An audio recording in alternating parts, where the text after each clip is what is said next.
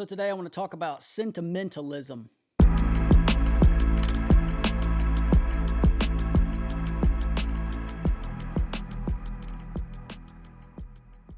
Hey, what's up everybody? It's Matt Steinfeld, and today I'm going to be discussing sentimentalism. And that's kind of a big word. I don't like using it, but there's really no other way to say it. It's the state of being sentimental. Now, if you know what sentimental means, it's kind of like nostalgia or wishful thinking, or it's playing something up in your mind that may not actually be a reality. Now, for the artist, for the recording artist, or maybe you're a painter or an entrepreneur or something, you're making something.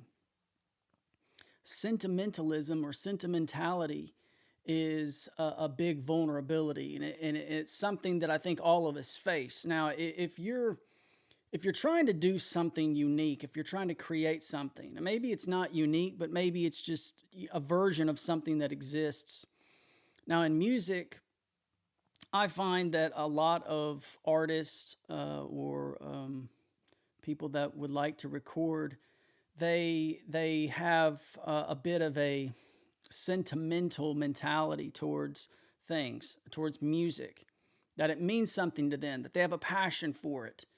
And I don't want to just talk about people who have, a passion for something, but just like to observe it. Like for example, like I like to watch football, but I don't ever want to play football. I don't have a desire to play football.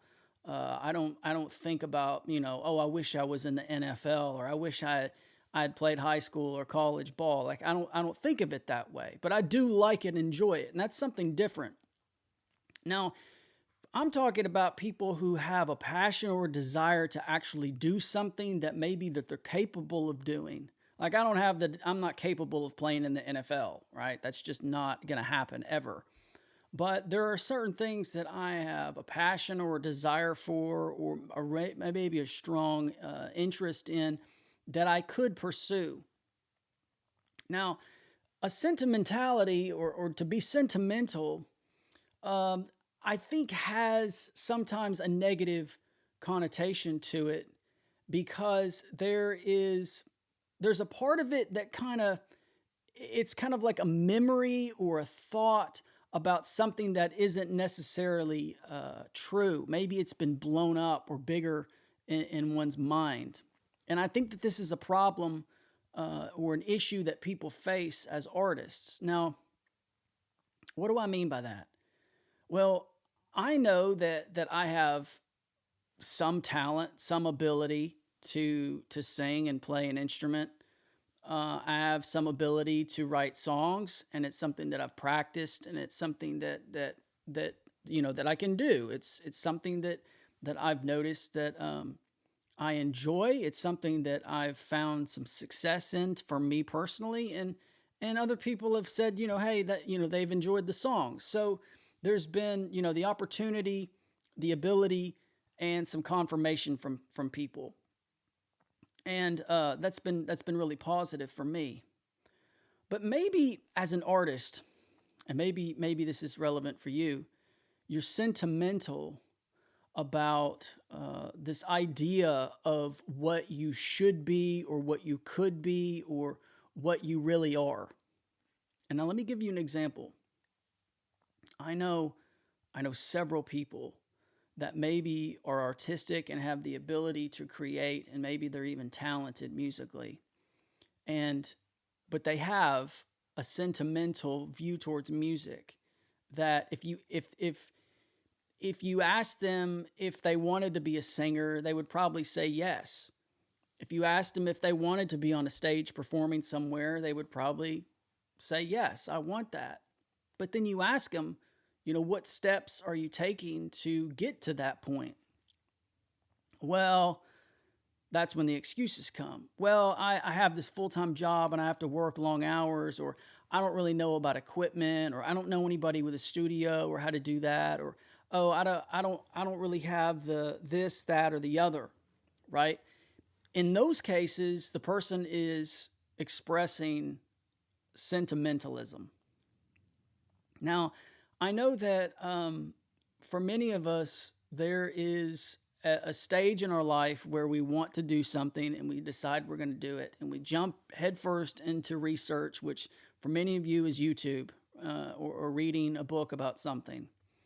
And it's easy to read, or to watch multiple YouTube videos, maybe ones like mine, and to think, well, I'm not ready yet. Well, the opposite of sentimentalism is just jumping in and doing it. You're not worried about what you think about it. You're not worried about what could or couldn't happen. You're worried about regretting not starting. And I just want to say that if you have a problem with this, if you have a problem about being sentimental about music and not actually going after it and doing it, it's a very, very dark place to be in. And I've noticed that there's a lot of people on the internet, the more and more I've been on Instagram or Facebook or whatever, you have a lot of artists that maybe have great talent, but they had a terrible attitude about music, about what they were entitled to, about how they should approach it, and they made excuses, and really they were scared. And you see comments of regret and people trashing other people who are just trying and starting out.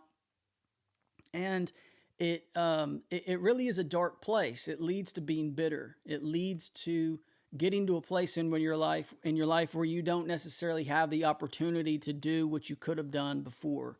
And that's really a dark place for an artist, I think. I personally have dealt with this since I started recording music. I've dealt with this in kind of little pockets of maybe a week or 2 weeks, where I'll play up something in my mind and then I'll ask myself, what am I doing to pursue this? What am I doing to go after this thing that I feel passionate about or feel strongly about? And if the answer is nothing, then it's just sentiment. It's just sentiment. It's just sentimentalism in my mind towards music, and it's not real. It's something that I have to actively pursue. Watching videos, reading books, and buying gear, which is a huge thing for especially musicians. Buying gear, thinking that that's preparing them for performance. It's not. It's really not. There's so many excuses that we make, that we create, that really block us from moving forward. Now, that's just after I started. Before I started recording, and I've done some recording, maybe over the last 15 years, especially since, I used to record stuff on my cassette tape or my boombox, back in the 90s, early 90s, make demo tapes and stuff.